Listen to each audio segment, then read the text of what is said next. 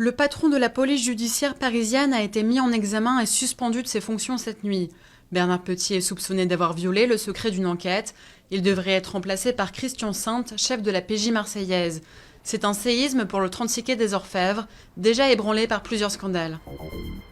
Après l'Ukraine, François Hollande et Angela Merkel vont au Kremlin. Leur objectif est de convaincre Vladimir Poutine d'accepter le nouveau plan de paix pour l'Ukraine, une initiative franco-allemande qui a toute la médiation de la dernière chance, au terme de 10 mois d'un conflit qui a fait plus de 5300 morts.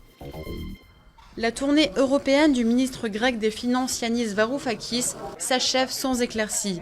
L'objectif était de renégocier la dette. Il a rencontré hier son homologue allemand Wolfgang Schäuble, qui a fait part de son scepticisme à l'égard des mesures annoncées par Athènes et a enjoint le pays à reprendre les négociations avec la Troïka.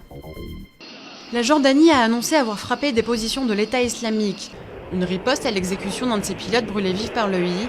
Des manifestations sont prévues aujourd'hui dans le pays pour réclamer une vengeance impitoyable.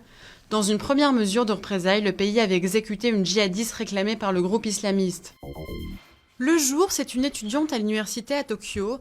Le soir, elle affronte des sumotori pesant presque 2,5 fois son poids. Sayaka Matsuo, 19 ans et 60 kg, pratique le sumo.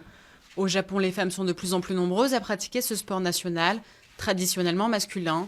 Une petite révolution pour cette pratique née il y a plus de 2000 ans.